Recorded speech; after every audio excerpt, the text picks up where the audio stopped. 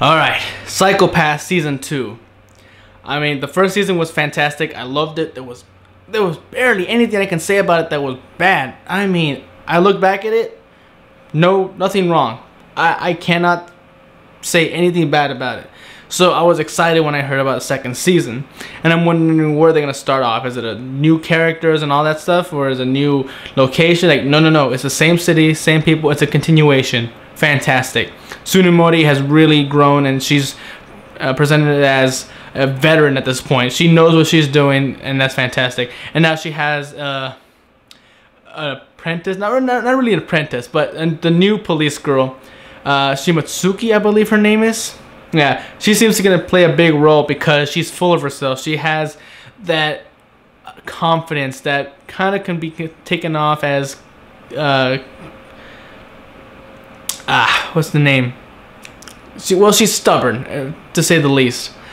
And I like how Ginoza kind of reacts to her, because he kind of laughs at the same time as kind of irritated at her. She reminds him a lot of him when he was in her position. You know, he treated enforcers poorly. He didn't think of them as people, just tools. And she does the same thing. And even at the end, when she sees how well Tsunemori does her job without killing the criminals, she still believes that she's wrong, that enforcers and criminals all need to be kind of annihilated or killed at the first chance you get. And immediately I can tell she's going to play a big role in the future. Maybe not as a villain, but you know, she's going to help the villain unknowingly, thinking she's doing the right thing and killing all these criminals, but really she's just, you know, being used as a tool to eliminate anyone who's considered a threat. And I like that.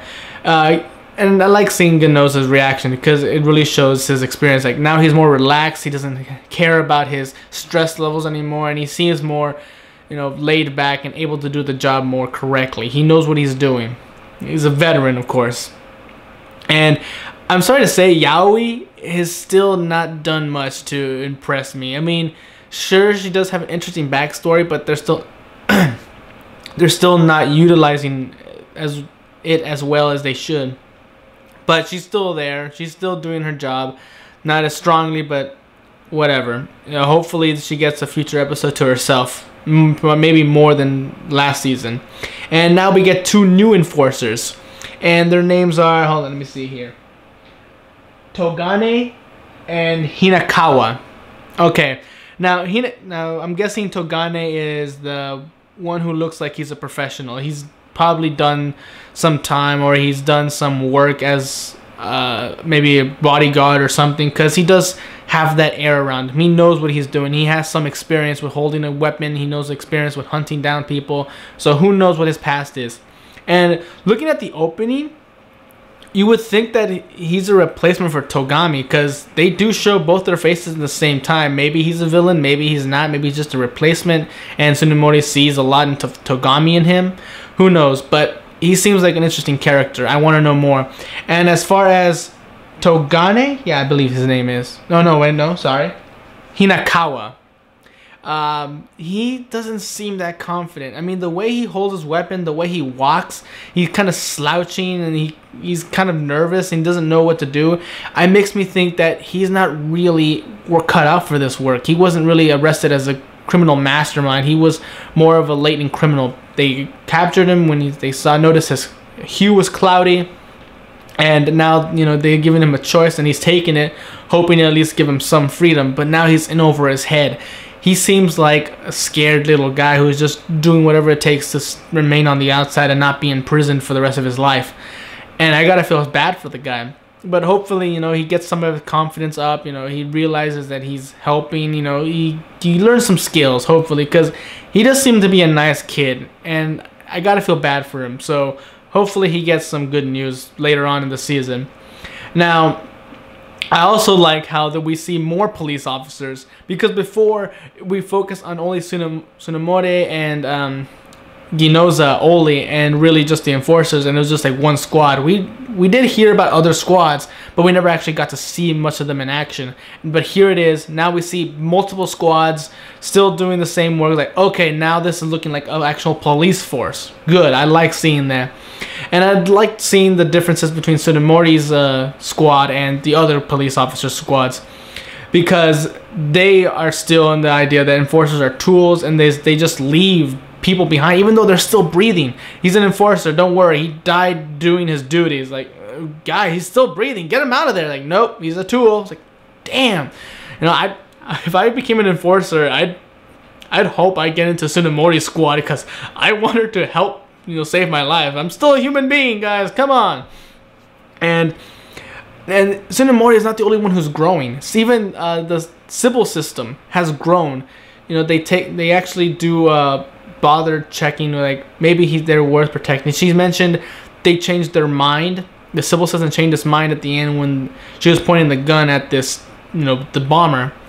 And now you can say, like, no, it was just, you know, calculations, the number went down, of course it changed back to paralyzing him. But I don't know, Sybil system is self-aware, it knows about Tsunemori. They know each other, so maybe Sybil system is learning, because not only are they, you know, still doing the same systems, like if your hue is clouded, we can imprison you and rehabilitate you, but now they actually have this drug saying, or you can just take this drug, keep your hue down, called Lacus. Now I'm wondering whether it's just another ploy to keep, you know, tabs on people, to maybe it's a chemical way of controlling people's minds. Who knows? With the Sybil system, you never know. But either way, Psycho-Pass is learning. It could be to, you know, to better, you know, mankind and keep people away from doubting the Sybil system, because they noticed by, you know, cracking down on criminals, it only led to more criminals, eventually leading to people finding out as to what the Sybil system is. So maybe it's creating Lacus is a way of keeping people away from, you know, trying to solve the mystery of what the Sybil system is, and it's just appeasing them in a more humane manner. And or again, like I said, it could be mind control. I have no idea. But point is, Sybil system is growing, and as it should. It shouldn't stay the same, because as a villain, it is the main villain. I still consider it the main villain. It's the ultimate big bad that needs to be destroyed. We just don't know how to do it yet without destroying the rest of society around it. But ultimately, a villain should learn, and good thing the Sybil system does do that in this season. Now at the very end, we're introduced to a new villain. His hue is down even though he's about to kill someone, although it's mentioned that he's actually a police officer, which is why the gun won't work on against him. So not only is his hue down, but he's also a cop, so he has access to a lot of their weaponry and their knowledge. Or maybe he's an ex-cop who just ran away before they can, you know, take away his badge or his digital badge. I have no idea how their system works with the police. We haven't been given much information on that front, actually. Just I'm hoping they do. Or maybe his hue was down because maybe he considered the enforcers that he killed nothing more than a tool and not as a human being. And that's why he didn't kill the police officer lady. He just kind of like immobilized her. So maybe that's it. It's like, okay, so he's gonna go after the enforcers, or are the enforcers the reason why he's going out and killing people? Who knows? I mean, it's just, with Psycho-Pass, you never know. The mystery is always, you know, actually well built. You don't know how it's gonna end, and I'm glad they're continuing that tradition in the second season. I have a feeling this is gonna be maybe not as better, because again, I don't want to assume if it's going to be better than the first season. We don't know. The first season had great villain, had a great rivalry between these two characters, and Tsunemori learning about the world and how things work and learning how to care about the enforcers. That was all fantastic, and I don't know how they'll be able to top that in second season, but I feel like they at least are taking the right steps to making the season good on its own. So either way, I'm excited. I can't wait for the next episode. Until then, I'm Tony the Dragon. Bye-bye.